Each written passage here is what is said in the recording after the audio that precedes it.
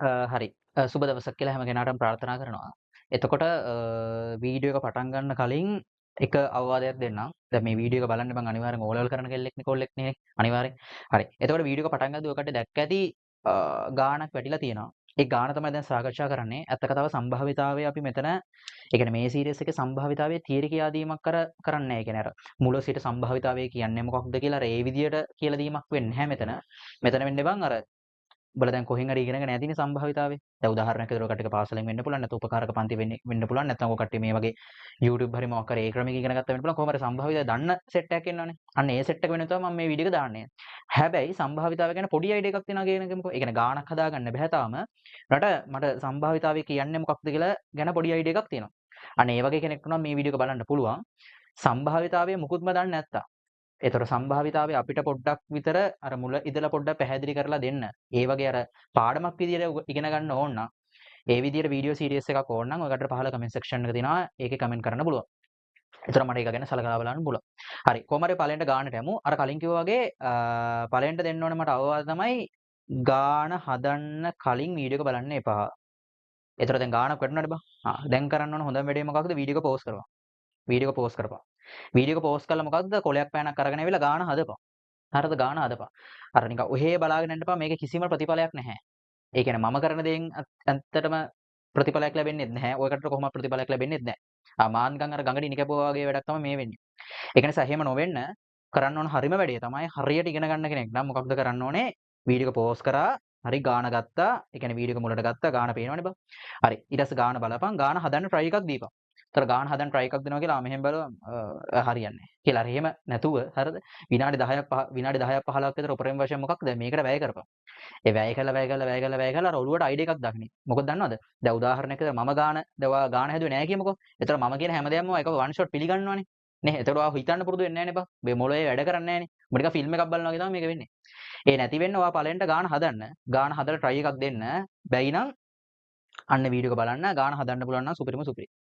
හරිනේ ලස්සන ගානක් සම්භාවිතාවය තෝරගන්න හේතුව තමයි බං සම්භාවිතාවය ගත්තොත් එහෙම දැන් සාමාන්‍ය පෙළ විභාග පත්‍රය ගත්තොත් එහෙම O level exam paper එක ගත්තොත් එහෙම සාමාන්‍යයෙන් එනවා පළමු කොටසයි දෙවෙනි කොටස කියලා කොටස් දෙකක් එනවා. ඒතර පළවෙනි කොටසේ A කොටසයි B කොටසයි එනවා. A කොටසේ කෙටි ප්‍රශ්නයකට සාමාන්‍ය සම්භාවිතාවය ගානක් සමහර අවුරුදු වලට ඇවිල්ලා තියෙනවා සමහර අවුරුදු වලට ඇවිල්ලා නැහැ. හැබැයි ලොකු සම්භාවිතාවයක් තියෙනවා. ඒ වචනේ පාවිච්චි කරනවා. ලොකු සම්භාවිතාවයක් තියෙනවා සම්භාවිතාවය ගානක් කෙටි ප්‍රශ්නට එන්න. සමහර අවුරුදු වල දිගින් දිගටම ඇවිල්ලා තියෙනවා. සමහර අවුරුදු වල මැදින් අතරමැදින් ඇවිල්ලා නැහැ. ඒ වුණාට සාමාන්‍ය ප්‍රති ප්‍රශ්නයක් විතර අර කෙටි ප්‍රශ්නයක් විතර අහන්න පුළුවන්. හැබැයි අනිවාර්යෙන් මොකක්ද? ඒකේ B කොටසේ තියෙනවනේ අර අනිවාර්ය ප්‍රශ්න කිහිපයක්. ඒ කියන්නේ වර්ගඵලයේ පරිමිතිය ඊට අමතරව මොකක් හරි ප්‍රතිශත ගාණක් ඒ වගේම වට ප්‍රස්ථාර ජාල රේඛේ වගේ ප්‍රශ්නත් එක්ක සම්භාවිතා ප්‍රශ්නයක් වැටෙනවා. අර භාග කියන කොටසක් එහෙම තියෙන්නේ. පළවෙනි ප්‍රශ්නේ භාගය එහෙම වැටෙන්නේ. ඒතර ඒක අනිවාර්ය ප්‍රශ්න පහක්නේ. ප්‍රශ්න පහක් හෝ ඒ වගේ ප්‍රමාණයක් වැටෙන්නේ. ඒතර ඒක අනිවාර්ය සම්භාවිතාවය ගණන් අනිවාර්යෙන් තියෙනවා. එතකොට මේ සම්භාවිතාවය ගණන් ටිකක් බලද්දි මම සාමාන්‍ය එකම ප්‍රශ්න තමයි දිගින් දිගටම ඇවිල්ලා තියෙන්නේ. මේ වගේ ප්‍රශ්න නෑ කොහොමත් ඇවිල්ලා නෑ. හැබැයි මේ වගේ ප්‍රශ්නයක් හදාගන්න පුළුවන් එකෙක් කියලා කියන්නේ උට ආය සම්භාවිතාවය නැති. හරිනේ. හොඳ ගාණක්, ලස්සන ගාණක්, සම්භාවිතාවය සුපිරි ගාණක්. ඒ නිසා පළවෙනිම කියන්නේ පළවෙනිම වීඩියෝ එක පෝස්ට් කරලා ගාණ හදලා කරලා බැයි නම් වීඩියෝ එක බැලුවා. පුළුවන් නම් බලන්න තමන් හදපු ක්‍රමේ හරිද උත්තරේ හරිද කියලා බලා ගන්න වීඩියෝ එක පාවිච්චි කරන්න පුළුවන්. හරි. අපි කෙලින්ම වැඩි කතා නැතුව ගාණට යමු. ගාණ මෙන්න මෙහෙම කතාවක් කියනවා. උඹලා ගාණ බැලුවොත් එම ගාණ කියන්නේ මොකක්ද බං? ගාණ කියනවා මෙන්න මෙහෙම කතාවක්. ගාණ කියනවා බං සර්ව සම ධාතු කට දෙකක්. සර්ව සම ධාතු කට දෙකක් කියලා කියන හේතුව ඇයි? දැන් පොඩ්ඩක් විතර මේ ගාණ පොඩ්ඩක් මම අර වවම් කරනවා. වවම් කරනවා කියන සාමාන්‍ය ගාණට එහා දෙයක් මම පැහැදිලි කරනවා. මේ හැම වචනයකම තේරුම. ඇයි ඒ ධාතු කට දෙකක් සර්ව සම කියලා කියන්නේ? අපි දන්නවා සාමාන්‍ය සම්භාවිතාවය පටන් ගද්දිම බං එන වචනයක් තමයි මොකක්ද? සම්භාවිතාවය ඒ කියන්නේ පටන් ගද්දි මේක උදාහරණයක සම්භාවිතාවය අර පැහැදිලි කරද්දි සම්භාවිතාවය කියන්නේ මොකක්ද? ඒ වගේ දේවල් ගැන කතා කරද්දි තියෙන පළවෙනි වචනේ තමයි මොකද්ද? මේ සසම්භාවී කියන වචනේ. නැත්නම් අපි ඉංග්‍රීසි වලින් කියනවා රැන්ඩම් කියලා. ඒතර සසම්භාවී පරීක්ෂණ ගැන තමයි මේ සම්භාවිතාවය කතා කරන්නේ. මොකක්ද සසම්භාවී පරීක්ෂණයක් කියලා කියන්නේ? සසම්භාවී පරීක්ෂණයක් කියන එක මම ලොකුවට පැහැදිලි කරන්නේ නැහැ. මොකද සසම්භාවී පරීක්ෂණයක් වෙන්න මොකක් හරි පරීක්ෂණයක් තෘප්ත කළ යුතු කරුණු කිහිපයක් තියෙනවා. ඒවා පට්ට තියරි. සරලව කියන්න සසම්භාවී පරීක්ෂණයක් වෙන්න අහඹු වෙන්න ඕනේ. ඒ කියන්නේ අහඹු සිද්ධියක් වෙන්න ඕනේ. එතනින් එහාට මම ලොකුවට පැහැදිලි කරන්නේ නැහැ. ඒ වගේම තමයි තව එක පොඩි මේ ඒකේ පොඩි ලක්ෂණයක් කියන මොකද්ද? එකම තත්ත්වයට දෙ වෙන්න ඕනේ. ඒතර සර්ව සම ධාතු කට දෙකක් දාන්න නැතුව ඔයා වෙනස් ධාතු කට දෙකක් දැම්මොත් එහෙම ඒකේ සසම්භාවී ගතියක් නැහැ. මොකද ඒක අර රැන්ඩම් කියලා එකක් නැහැනේ. නේ? දැන් උදාහරණයක් එක ධාතු කැටයක් තියෙනවා එක කියන එක වැටෙන්න ලොකු නඹුරුතාවයක් තියෙනවා. තව ධාතු කැටයක් තියෙනවා සාමාන්‍යයෙන් ධාතු කැටයක්. එතකොට ඔයාගේ ප්‍රතිඵල මොකක් වෙනවද? අර සසම්භාවී නෑ. මොකද අපි දන්නා මේකේ 10 පාරක් 100 වතාවක් දැම්මොත් එහෙම ඒකේ ලොකු ප්‍රමාණයක් ලොකු percentage එකක් එක වැටෙන්න තියෙන සම්භාවිතාවය වැඩි. ඒක නිසා මේ ඔක්කොම කරන්නේ සර්ව සම ධාතු කැට දෙකක්. ඒ කියන්නේ එක හා සමාන සර්ව සම ධාතු කැට දෙකක් කිසිම වෙනසක් නැහැ. ඕක තමයි පළවෙනි තේරුම. ඒතර ගාන ගැන ගත්තොත් එimhe ගාන කියන මොකක්ද බං? සර්ව සම ධාතු කැට දෙකක්. සර්ව සම ධාතු කැට දෙකක් එකවර උඩ දානවලු.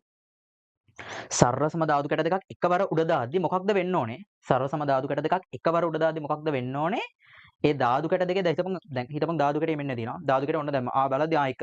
ධාතු කැටේ දෙවෙනි ධාතු කැටේ දැම්ම. ඒ කියන්නේ එකවර ධාතු කැට දෙක දැම්ම කියලා දෙක වෙන පස්සේ පළවෙනි ධාතු කැටේ ගාවට එක. දෙවෙනි ධාතු කැටේ කියලා 6 කියපන්කෝ. අන්න ඒ වගේ. හරිද? අන්න ඒ වගේ සීන් එක තමයි කරන්න යන්නේ. එතකොට මේක කියන්නේ මොකද්ද? ධාතු කැට දෙකක් බං එකවර උඩ දාද්දි එයා උඩින් බලද්දි තියෙන අගයන් දෙක තියෙන්නේ. ඒ අගයන් දෙකේ එකතුව බං 7 හෝ ඊට වඩා වැඩි වෙන්න ඕනලු. මොකක්ද කියන්නේ? 7 හෝ ඊට වඩා වැඩි වෙන්න ඕනලු. ඊට අමතරව තව එකක් වෙන්න ඕනලු. මොකක්ද? පළවෙනි ධාතු කැටේ ඔත්තේ සංඛ්‍යාවක් වැටෙන්නත් ඕනලු. දැන් ගාන පොඩ්ඩක් ලස්සන බලපන් ලස්සන ගානක්. සිරා ගානක් මේක මම ලස්සනට හදනවා. ලස්සනට හදන. ඒ කියන්නේ මේක වෙන මුකුත් දඩ සූත්‍ර ඒවා මුකුත් නැහැ. පොඩි එක සූත්‍රයක් තියෙනවා. තනිකර ලස්සන තියරි එකක් යන්නේ. ඒක නිසා හොඳට අහගෙන හොඳට ඊටම භාවනාව වගේ. මොකද්ද කරන්නේ? ඔන්න ප්‍රැක්ටිකල් හිතාගන්න ධාතු කැට දෙක තියෙනවා බං. ධාතු කැට දෙක ඔන්න ඔහොම කරලා දැම්ම. හරිද? දන්නවනේ සාමාන්‍යයෙන්. ඒ කාලේ නම් සාමාන්‍ය ධාතු කැට කියන එක දැම්මා. ඒ කියන්නේ අවුරුදු කාලෙම අපි දාලා තියෙනවා. දැන් ඉතින් නෑ ඉතින්. දැන් ධාතු කැට හොයාගන්න නැති සයිස් හරිද? කොහොමද මේ ධාතු කැට දෙකක් තියෙනවා කියපන්කෝ. ධාතු කැට දෙක ඔන්න ඔහොම කරලා දැම්මා. දැම්මට පස්සේ බලද්දි අගයන් ටික 1යි 5යි කියපන්කෝ. දැන් මෙතන 1යි මෙතන 5යි. ධාතු කැට දෙක එකතුව කීයද? 1යි 5යි උත්තරේ 6 හරියන්නේ නැහැ. ඇයි දැන් අපිට කියන්න මොකද්ද? ධාතු කැට දෙකේ එකතුව 7 හෝ ඊට වඩා වැඩි වෙන්න ඕනලු. 7 හෝ ඊට වඩා වැඩි වෙන්න කියන්නේ මොකක්ද වෙන්නේ? 7 හෝ කියද්දි 7ත් අයි තිබන්. 7ත් ඇතුළුවනේ. 7 හෝ කියද්දි 7 8 9 10 ඕනම එකක් වෙන්නත් පුළුවන්. හැබැයි ඔය කට්ටිය දන්නවා සම්භාව්‍ය තියෙන අර පොඩි පොඩි වචන කිහිපයක්. අර හා හෝ අර එන්නේ ඒක ඒ වචන පොඩ්ඩක් මම දන්නේ අහලා තියෙනවද නැද්ද කියලා කොහොමද සම්භාවිතාවය ඔන්න ඔය වචන දෙක මාර විදියට වැදගත්. ඒ නැත්තම් අපිට හිතා ගන්න බෑ මේකේ සම්භාවිතාවය මොකක්ද අදහස් කරන්න කියලා. දැන් උදාහරණයක් විදියට හා කියන්නේ ඡේදනය වගේ අදහසක්, හෝ කියලා කියන්නේ මේලේ වගේ අදහසක්. හරිද? ඒතර 7 හෝ ඊට වඩා වැඩි ගාණක් කියලා කියන අර 7ත් ඇතුළුව වැටෙන්න ඕනේ. කියන්නේ සරලව ගත්තොත් මේක කියන්නේ 7 8 9 ඔන්න ඔය අගයන් ටික වැටෙන්න ඕනලු. 7 හෝ ඊට වඩා වැඩි අගයක් 7 8 9 ඒ වගේ ආදි වශයෙන්. ඊට පස්සේ අර අපිට කියනවා 7 හෝ ඊට වඩා වැඩි ගණනක් හා ඔතේ සංඛ්‍යාවක් ලැබීම. ඒ කියන්නේ ඔයාලට තේරෙනවා එතන හා කියලා කියන්නේ මොකද්ද? සිද්ධි දෙකක් නේද මෙතන කතා කරන්නේ. මොකද්ද සිද්ධි දෙක? පළවෙනි ඒක ඔලුවට දාගන්න. සිද්ධි දෙක මොකද්ද? එක සිද්ධියක් තමයි මොකක්ද? ධාතු කැට දෙක එකවර උඩ දාද්දි අගයන් වල එකතුව 7 හෝ ඊට වඩා වැඩි වෙන්න ඕනේ. දෙවෙනි සිද්ධිය මොකක්ද? පළවෙනි ධාතු කැටේ ඔත්තේ සංඛ්‍යාවක් ලැබෙන්න ඕනේ. ආයි කියනවා. ධාතු කැට දෙක මෙහෙම කරලා හොල්ලලා දැම්මට පස්සේ බං ධාතු කැට දෙකේ අගයන් වල එකතුව 7 හෝ ඊට වඩා වැඩි අගයක් වෙන්න ඕනේ. ඒක පළවෙනි සිද්ධිය. දෙවෙනි සිද්ධිය මොකද්ද? පළවෙනි ධාතු කැටේ ඔතේ සංඛ්‍යාවක් ලැබිලා තියෙන්න ඕනේ. පළවෙනි ධාතු කැටේ බං ඔතේ සංඛ්‍යාවක් ලැබිලා තියෙන්න ඕනේ. එහෙනම් ඔය දෙක හා කියන කෑල්ලකින් තමයි මේ සෙට් කරලා තියෙන්නේ. එහෙනම් හා කියන්නේ මොකද්ද? ඡේදනය. එහෙනම් ඔය ලැබෙන ප්‍රතිඵල දෙකේම ඡේදනය තමයි අපි අන්තිමට මොකද්ද? අවසාන උත්තරේ වෙන්නේ. දැන් බලමු ඔකට යන්නේ කොහොමද කියලා. ඔය විශේෂයෙන් බං ඔය ධාතු කැට දෙකක් එකවර උඩ දාන කතා, ඊට පස්සේ ධාතු කැටේ කාසියක් උඩ දාන කතා, ඔය වගේ නිකන් අර පොඩ්ඩක් අර කතා දෙකක් යන තැනකට බං සාමාන්‍යයෙන් හොඳම එක සාමාන්‍ය ලක්ෂ්‍ය ප්‍රස්ථාරය. ඒක අපි කොහොමද හිතාගන්නේ? ඒක හිතාගන්න ඇත්තටම බං අර ප්‍රශ්න කරලා. එක්ස්පීරියන්ස් එකෙන් නැත්නම් ප්‍රැක්ටිස් එකෙන්. අර සහජ බුද්ධියක් එන්න ඒක පුළුවන් කරගන්න. ඒක එහෙම වෙන උන් ඇති. අතිබහුතරයට එහෙම සහජ බුද්ධියකින් ඕක එන්නේ නැහැ. ඇත්ත කතාව සහජ බුද්ධියෙන් එනමුත් කරන්න ඕක ප්‍රැක්ටිස් එකෙන්. ඒ කියන්නේ අපි ගණන් කිහිපයක් හදලා ප්‍රැක්ටිස් කරද්දී අර අපේ ඇඟට දැනෙනවා බං මොකක්ද මෙතනට දාන්න ඕනේ රුක් සරහනද නැත්නම් ලක්ෂ්‍ය ප්‍රස්ථාරද කියලා. අපි ඉස්සර රුක් සරහන් වල ගණන් කිහිපයකුත් හදන ලස්සන ගණන් කිහිපයක්. දැනට අපේ කතාව වෙන්නේ ලක්ෂ්‍ය ප්‍රස්ථාර වලින්. මම පළවෙනිට ගාන පොඩ්ඩක් දාගත්තා. හරිද? ගාන පොඩ්ඩක් දාගත්තා නැත්නම් මේක අදින්න වෙලා යනවනේ බං. හරි. දැන් ලක්ෂ්‍ය ප්‍රස්ථාරේ මොකක්ද කියලා දන්නේ නැහනේ. හොඳම වැඩේ වීඩියෝ එක එහෙම්ම කට් කරලා වෙන වීඩියෝ එකක් දාගත්තා නම් හරි. හරිනේ. එතකොට මේක හරියන්නේ නැහැ නේද? ලක්ෂ්‍ය ප්‍රස්ථාරය ගැන අවබෝධයක් තියෙනවනේ. හරි. ලක්ෂ්‍ය ප්‍රස්ථාරය ගත්තොත් එimhe ලක්ෂ්‍ය ප්‍රස්ථාරය මෙන්න මෙතන අක්ෂයක් තියෙනවා. ඊට අමතරව මෙන්න මෙතන අක්ෂයක් තියෙනවා. හරිනේ. ලක්ෂ්‍ය ප්‍රස්ථාරය බං මෙන්න මෙතන අක්ෂයක් තියෙනවා. මෙන්න මේ යන අක්ෂය ඊට අමතරව මෙන්න මෙතන අක්ෂයක් තියෙනවා.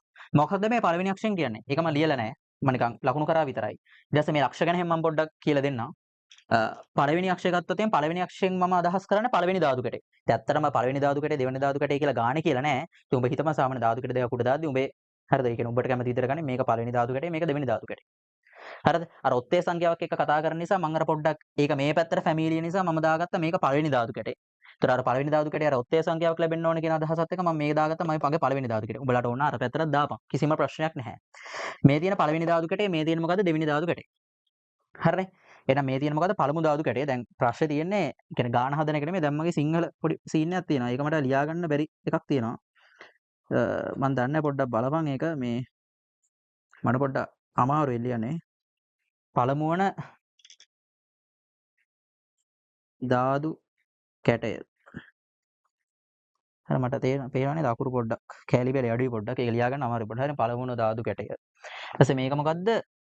දෙවන ධාතු කැටය බං. ඒක උඹලා ලියා ගනින් ඈ. දෙවන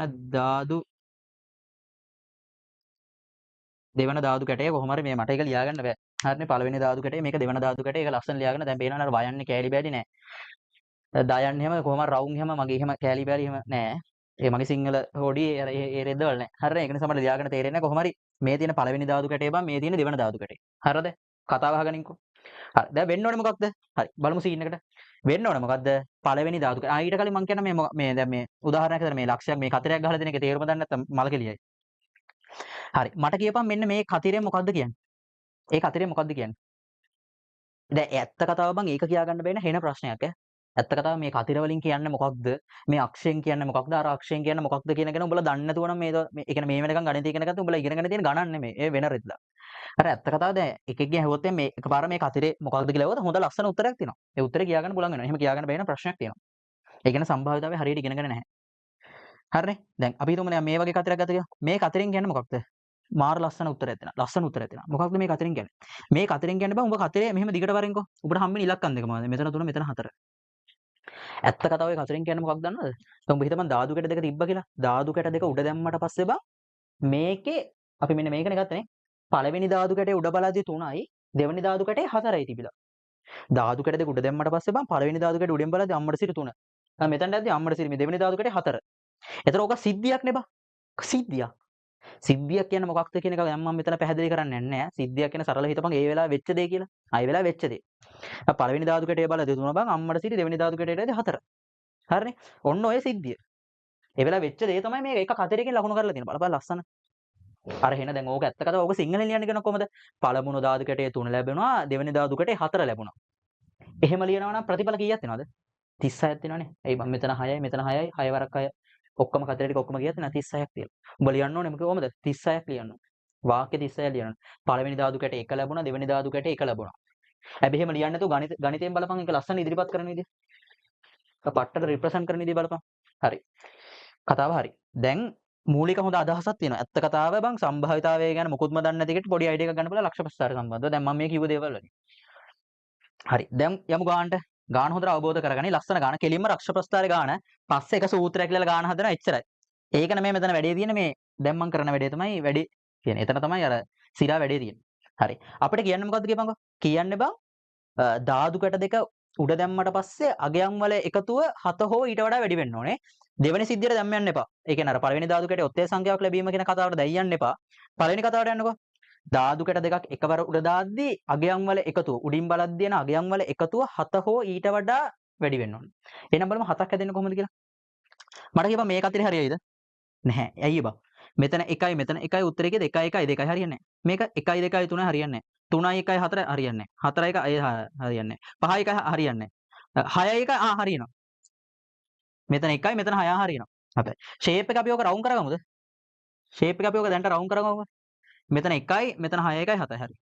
දැන් මේක බලමු 2යි 1යි 3 හරියන්නේ නැහැ. 2යි 4යි හරියන්නේ නැහැ. 2යි 3යි 5 හරියන්නේ නැහැ. 2යි 4යි හරියන්නේ නැහැ. අන්න 5යි 2යි 7යි. මේක හරියනවා. උඩ එක බලපන්. 2යි 8යි. 8 කියන්නේ මොකද්ද? 7 හෝ ඊට වඩා වැඩි ගණන් නේද? ඒකත් හරියනවා. හරි. දැන් ඇත්ත කතාව උඹලට පොඩ්ඩක් තේරෙන්නේ නැති මොකක්ද වෙන්නේ කියලා. දැන් බලපන්.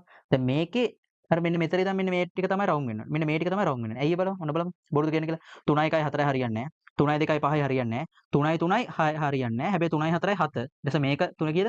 3යි 5යි 8, 6යි 3යි 9. එහෙනම් මේ සෙට් එකම හරියනවා. හරි නේද? ඒ සෙට් එකම හරියනවා බං. ඒ සෙට් එකම හරියනවා. හරිනේ. එහෙනම් මට කියපන් මේකේ මොකද්ද? මෙන්න මේ සෙට් එකම හරියනවා. එතකොට මේකේ මේ සෙට් එකම හරියනවා නේද?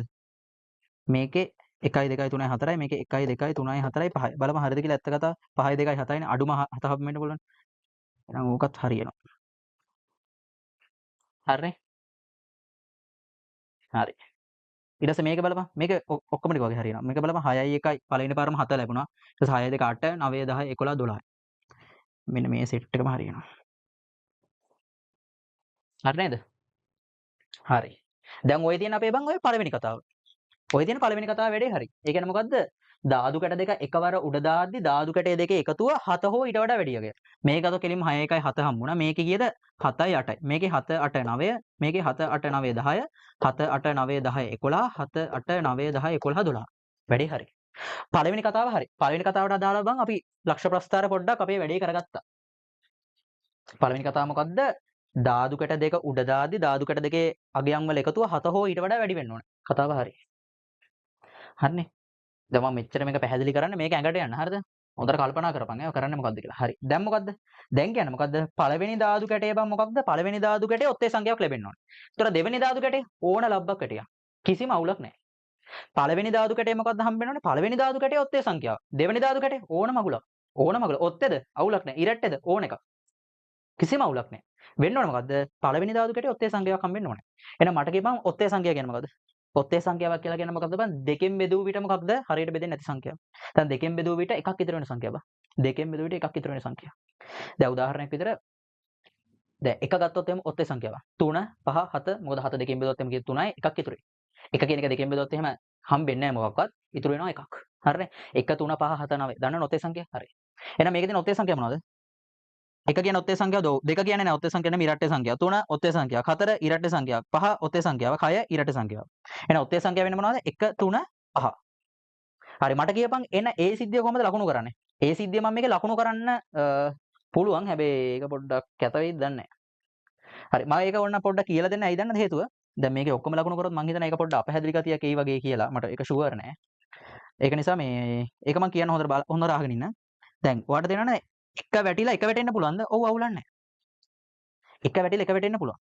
ඇයි ඒ? පළවෙනි එකේ ඔත්තේ සංඛ්‍යාව දෙවෙනි එකේ ඔත්තේ සංඛ්‍යාව ඒක අපිට වැඩක් නැහැ. පළවෙනි එකේ ඔත්තේ සංඛ්‍යාව දෝ. එහෙනම් මේක රවුන්ඩ් කරන්න ඕනේ. මේක රවුන්ඩ් කරන්න. එහෙනම් තේරෙනවද මේ තීරුවම හරි කියලා. දෙවෙනි කතාවේ. ඒ කියන්නේ පළවෙනි ධාතු කැටේ ඔත්තේ සංඛ්‍යාවක් ලැබීම කියන සිද්ධියට අදාළව පළවෙනි මෙන්න මේ තීරුවම හරි. දෙවෙනි තීරුව හරියන්නේ නැහැ. දෙකනේ. තුන්වෙනි තීරය හරියනවා. හතරවෙනි තීරය හරියන්නේ නැහැ. පහ හරියනවා. හය හරියන්නේ නැහැ. එහෙනම් හරියන තීරු ටික මොනවද කියපන්? එක හරියනවා. දෙක හරියනවද? නැහැ. තුන හරියනවද? ඔව්. හතර හරියනවද? නැහැ. පහ හරියනවද? ඔව්. හය හරියනවද? නැහැ. තේරුණාද? එහෙනම් ඇත්ත කතාව මෙන්න මේ තීරුවම හරියනවනේ. ඔයාට ඕන නම් මේක මොකක් කරන්න පුළුවන්ද? මේක ඕනනම් කඩේරකින් ලකුණු කරගමු. ඇත්ත කතාව මේ රවුම් කරපු වැඩේ තමයි මම එකපාර කඩේරකින් දැම්මේ. අර දැන් මෙතන කරේ බං. මෙතන එකක් රවුම් කරා, මෙතන දෙකක් රවුම් කරා, මේක තුනක් රවුම් කරනවට වෙනුවට මං කරේ ටක් ගාලා රවුම් අර මේ සම්පූර්ණයෙන්ම ඉලිප්ස් එකක් වගේ ඇඳා. මේකේ කොටුවක් ඇඳලා ඔක්කොම ටික හරියව. ඒ කියන්නේ ඔක්කොම ටික හරියනවා කියලා කියන්නේ. මේකේ විතර මම කඩේරක් දාන්න. මොකද ආයි මේකෙන් බැන්දොත් එහෙම පැටලෙනවනේ ඔක. හරි. ඊට පස්සේ මේක හරියනවා. මේකත් හරියද හරි. ඇයි ඒ? 3 ලැබිලා 1 වැටෙන්න පුළුවන්. 3 වැටිලා 2 වැටෙන්න පුළුවන්. 3 වැටිලා 3 වැටෙන්න පුළුවන්. මොකද හැම වෙලේම පළවෙනි ධාතු කැටේ සංඛ්‍යාව ඔත්තේ සංඛ්‍යාව. ලැබෙනාගේ. එහෙනම් මේ තීරුවත් හරියනවා. ඒකත් මම කඩේරකින් දාගන්න. ඒ දුන බලට තේරෙනවා පහත් හරියනවා බා. දැන් අර තද පාටින් පාට කරපු ගැන හිතන්න එපා. තද පාටින් පාට කරන එක මේ දැන් අපේ කතාව කඩේරේ. හරිනේ. මම ඒකයි කිව්වේ පොඩ්ඩක් විතර බලන් හිටපන්. දැන් මේක අර බැලුව බැලමෙන් මොකෙටවත් තේරෙන්නේ නැහැ නේ පොඩ්ඩක් නිකන් අර වෙන රෙද්දක් වගේනේ හරි. හරි. දැන් තමයි කතාව. හරි. දැන් මොකද්ද කතාව? දැන් කතා දෙක සෙට් කරන්න යන්නේ. මොකද්ද මං කතා දෙක? අපිට කිව්වේ ධාතු කැට දෙකක් එකවර උඩ දාද්දි මොකක්ද? ධාතු කැට දෙකේ එකතුව අනිවාර්යෙන් 7 හෝ ඊට වඩා වැඩි වෙන්න ඕනේ. සහ ඒ කියන්නේ ඡේදනය හා පළවෙනි ධාතු කැටේ ඔත්තේ සංඛ්‍යාවක් ලැබෙන්න ඕනේ. දැන් බලන්න අපි දෙන්නටම පොදු වෙන ඉලක්කම් තියෙනවද කියලා. බලපන් දෙන්නටම පොදු වෙන ඉලක්කම් තියෙනවද කියලා. මට කියපන් මේක එකපාරක් හරි පාට වුණාද? ඔව් කඩේරෙන් පාට වුණා. හැබැයි දෙපාරක් පාට වුණාද නැහැ. එහෙනම් හරියන්නේ නැහැ. මේක හරියන්නේ අම්මට සිරි මේක හරියනවා. ඇයි ඒක අර කඩේර ඇතුලේ තියෙනවා. රවුමුත් කරලා. ඒ කියන්නේ මේක එක උත්තරයක්. මේක එක උත්තරයක්. මේක හරියනවා. ඒතර මේක හරියනවද? නෑ ඒක හරියන්නේ නැහැ. ඒක රවුම් කරා වුණාට කඩේරකින් පාට කරේ නෑනේ. ඇයි අර ඒක පළවෙනි මේ දෙවෙනි සිද්ධිය නෙමෙයි. කියන්නේ ඔත්තේ සංඛ්‍යාවක් ලැබීමක් නෙමෙයිනේ. ඒතරට තේරෙනවා කොහොමද මේ 2 කියන එක අයින් කරන්න පුළුවන්, 4 කියන ඒවා අයින් කරන්න පුළුවන්, 6 කියන එක අයින් කරන්න පුළුවන්. අපි යන්න ඕනේ නම් මොනවටද? 1 3 5 කියන තීරු වලට. මේක හරියනවා දෙපාරක් පාට වෙලා. මේක ඔව් දෙපාරක් පාට වෙලා. අයියේ මේ රවුම ඇතුලෙන් උත් ඉන්නවා, මෝ කඩේර ඇතුලෙන් උත් ඉන්නවා බා. එහෙනම් මේක 1ක් 2යි 3යි 4යි 5යි 6යි 7යි 8යි 9යි. එන අවස්ථා දෙකම තෘප්ත කරන සිද්ධි කීයක් තියෙනවද? 7ක් තියෙනවා බා. මේ බලපන්. පළවෙනි එකේ මොකක්ද? මේකෙන් කියන්නේ මොකද්ද? අගයන් වල එකතුව 7ක් වෙලා ඔතේ සංඛ්‍යාවකුත් ලැබිලා. මේකේ අගයන් වල එකතුව 7 වෙලා, අගයන් වල එකතුව 8 වෙලා, 9 වෙලා, 4 වඩා වැඩි වෙලා ඔතේ සංඛ්‍යාවකුත් ලැබිලා. නම් මෙතන 1යි, 2යි, 3යි, 4යි, ඒ වගේම 5යි, 6යි, 7යි, 8යි, 9යි. එහෙනම් මට කියපන් ඔය කියන සිද්ධි දෙකම තෘප්ත කරන අවස්ථා කීයක් තියෙනවද? ඒ කියන්නේ ඔක්කොම සිද්ධි ගන්න කීයක් තියෙනවද? 9ක් තියෙනවා. හරි නේද? 1යි 2යි 3යි 4යි 5යි 6යි 7යි 8යි 9ක් තියෙනවා බා. හරිනේ? ඔව් 1යි 2යි 3යි 4යි 5යි 6යි 7යි 8යි 9ක් තියෙනවා. ඔව්. ඔක්කොම සිද්ධි ගන්න කීයද 9යි. ඔක්කොම සිද්ධි ගන්න 9යි. ඔන්න දැන් ඕනේ සම්භාවිතාවර මං කිය සූත්‍රය පාවිච්චි කරන මේක විතරයි. මේක තමයි කතාව ඈ. මේක තමයි ගේම. මෙතන තමයි හිතන්න තිබ්බේ. දැන් ඉතින් සිම්පල්. මොකක්ද? සාමාන්‍ය අපි දන්නවා බං මොකක් හරි සිද්ධියක්. මොකක් හරි සිද්ධියක් සිදුවීමේ සම්භාවිතාවය මොකක්ද ලියන්න පුළුවන්? ඒ සිද්ධියට අදාළ අවයව ගාන බෙදීම නියත අවකාශය අවයව ගණන. දැන් මං ගන්න මේ වෙච්ච සිද්ධි දෙකේ දෙක ඒ කියන්නේ දෙකේ ඡේදනය මං ගන්න ඒ කියලා. ඒ කියන්නේ පළවෙනි අවස්ථාවේදී ඒ කියන්නේ වෙන්න ඕන පළවෙනි එක මොකද්ද? ධාතු කැට දෙක එකවර උඩ දාද්දී අගයන් වල එකතුව 7 හෝ ඊට වඩා වැඩි වීම හා පළවෙනි ධාතු කැටේ ඔත්තේ සංඛ්‍යාවක් ලැබීම කියන සිද්ධිය මං ගන්නම් ඒ කියලා. ඒක ගන්නම් ඒ කියලා. එතන මට PA නැත්තම් ඒ කියන සිද්ධියේ සම්භාවිතාවය ලියන්න පුළුවන්. ඒ කියන සිද්ධිය සිදුවීමේ සම්භාවිතාවය ලියන්න පුළුවන් කොහොමද? NA බෙදීම බං NT. NA කියන්නේ මොකද්ද? ඒ සිද්ධියට අදාළ අවයව ගාන බෙදීම නියත අවකාශයේ අවයව ගාන. නියත අවකාශයේ අවයව ගාන. මට කියපන් ඒ සිද්ධිය සිදුවීමට අදාළ අවයව ගාන කියලා කියන්නේ මොකක්ද? අවස්ථා දෙකේ ධාතු කැට වල එකතුව 7 හෝ ඊට වඩා වැඩි වීම හා පළවෙනි අවස්ථාවේ ධාතු කැටේ මොකක්ද? ඔත්තේ සංඛ්‍යාවක් ලැබීම. එහෙම අවස්ථා කීයක් තිබ්බද? කලින් ගණන් කරා 9ක් තිබ්බා. 9ක් තිබ්බා බං. NT කියලා කියන්නේ මොකද්ද? NT කියන්නේ බං නියත අවකාශය අවයව ගන්න. නියත අවකාශය අවයව ගන්න කියන්නේ මේකේ කොච්චර ලක්ෂ ප්‍රමාණයක් දෙනවද කියලා. ලක්ෂ කීයක් දෙනවද? මෙතන 6ක් තියෙනවා, මෙතන 6ක් තියෙනවා. ගුණ කරද්දි ගණන් කරලා බලපන් 36ක් එයි. 36ක් එයි. එහෙනම් ඔයාට ඕන නම් මේක තව සුළු කරලා ලියන්න පුළුවන්. කොහොමද? 9 වරක් 4 නේ බං 36. එහෙනම් 1 බෙදීම 4. එහෙනම් අවසාන උත්තරේ මොකක්ද? 1 බෙදීම 4 බං. ඒ කියන්නේ මොකක්ද? මේකෙන් කියන්නේ මොකක්ද? පළවෙනි ඒ කියන්නේ ධාතු කැට දෙක එකවර උඩ දාද්දී අගයන් වල එකතුව 7 හෝ ඊට වඩා වැඩි වීම හා පළවෙනි අවස්ථාවේ ඔත්තේ සංඛ්‍යාවක් ලැබීම කියන මේ සිද්ධිය. ඒ කියන්නේ හරි අමුතු සිද්ධියක් නේ බං හිතපන්කෝ. ධාතු කැට දෙක එකවර උඩ දාද්දී අගයන් වල එකතුවත් 7 හෝ ඊට වඩා වැඩි වෙන්නත් ඕනේ. මේක හරියට මොත්තේ ගානක් වැටෙන්නත් ඕනේ. අන්න ඒ විදිහට වැටීමේ සම්භාවිතාවය 4 නිකයිලු. 4 නිකයිලු. මම හිතනවා ගාන පට්ට විදිහට පැහැදිලි වෙන්නේ නැති. සමහර දේවල් වලට දැන් උදාහරණයකට ලක්ෂ ප්‍රස්ථාර කියන්නේ මොනවද කියලා දන්නේ නැත්නම් මෙන්න මේක කියන්නේ මොකක්ද නැත්නම් මේක එන විදිහම දන්නේ නැත්නම් ඇත්ත කතාව මේවට බව ඔප්පු කිරීම තියනවා බං. ඕ ලෙවල් මට්ටමේ මේවම ඔප්පු කරන්න පුළුවන්. ලස්සන ගණිතයෙන් මේව ඔප්පු කරන්න පුළුවන්. ඒතර මෙන්න මේ වගේ ගැන අවබෝධයක් නැත්තම් මේව ගැන අවබෝධයක් නැත්තම් ගාන තේරෙන්නේ නැහැ. හැබැයි අම්මා අවබෝධයක් තියෙන එකට මේක මං හිතනවා මාර විදිහටම තේරෙන්නේ නැති. හරි. එහෙනම් මේකත් එක්ක අපේ ගාන ඉවරයි. ඊළඟ වීඩියෝ එකෙන් අපි තව ගානක් බලමු. සම්භාවිතාවය වෙන්න පුළුවන් නැත්නම් මැත්ස් වල තව මොකක් හරි පාර්ට් එකක් වෙන්න පුළුවන්. මට හරියටම කියන්න බෑ. එහෙනම් අපි වීඩියෝ එක ඉවර කරමු. ඔය කටට මොන හරි ප්‍රශ්න තියෙනවා නම් ගාන සම්බන්ධව ඔය කටට කමෙන්ට් සෙක්ෂන් එකේ දාන්න පුළුවන්. ඒ වගේම තේරුණා නම් ඔයාට ඒක ෆීඩ්බැක් එකක් විතර දෙන්න පුළුවන්. මේක තේරුණා කියලා. තේරුණ නැත්නම් අප්පෝ මෙලෝ වැඩක් නැහැ කියලා දාපන්. තේරුන්නේ නැහැ කියලා ඒත් අවුලක් නැහැ. තව මොන හරි ඉස්සරහට ඔය කටට සජෙෂන් තියෙනවා නම් මොන හරි ප්‍රශ්න තියෙනවා නම් ඒව කමෙන්ට් සෙක්ෂන් එකේ දාන්න පුළුවන්. ඒ වගේම වීඩියෝ එක හැකිතාක් දුරකට ඔයාලට ෂෙයා කරන්න. ඔයාගේ යාළුවෝ ඉන්නව නම් ඔයාලට තේරෙනවා නම් මේ වීඩියෝ එකෙන් වැඩක් ගන්න පුළුවන් කියලා ඔයා වැඩක් ගත්තා නම් ඔයාට වගේ යාළුවාට ඔය දන්න කීප දෙනෙක්ට ඔයාට කැමති විදිහට ෂෙයා කරන්න පුළුවන්. ඒක ඔයාගේ වැඩක්. එහෙනම් වීඩියෝ එක ඉවරයි. සුබ දවසක්. හරි.